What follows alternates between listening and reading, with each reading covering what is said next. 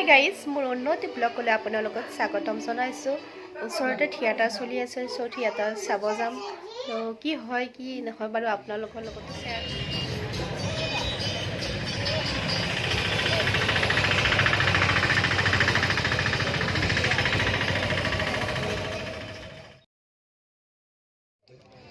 খুব আনন্দিত হৈছোঁ আৰু ভয়ো লাগিছে, কিয়নো সাধাৰণতে মনৰ কথা প্ৰকাশ কৰোঁতে খুব সচেতন হ'ব লাগে, খুব সজাগ হ'ব লাগে।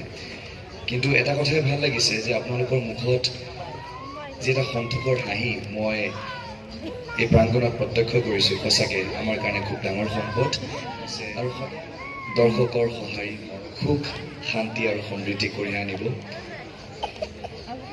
অসমৰ পৰিৱেশ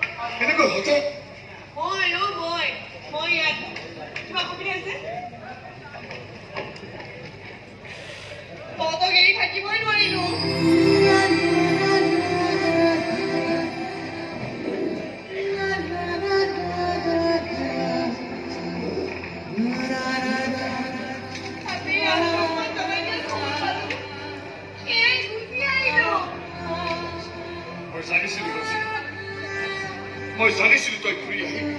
আগেৰে তেওঁ ভবা নাছিল আমি যে পুনৰ আকৌ একলগ হয় সদায় এটা কথা ভবা নাই নে যে সেই ওপৰত বহি থকা জনে ওপৰৰ পৰাই আমাক কিবা এটা ইংগিত দি আছে। তই ঠিকেই কৈছ। আমি তিনিজনে যেতিয়াই লগ হওঁ তেতিয়া আমি একোটা একোটা ডাঙৰ কাম কৰোঁ, আৰু এইবাৰো আমি ডাঙৰ কাম এটাই কৰি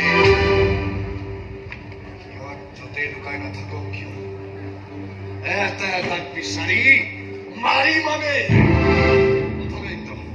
কথা নাই বাছে।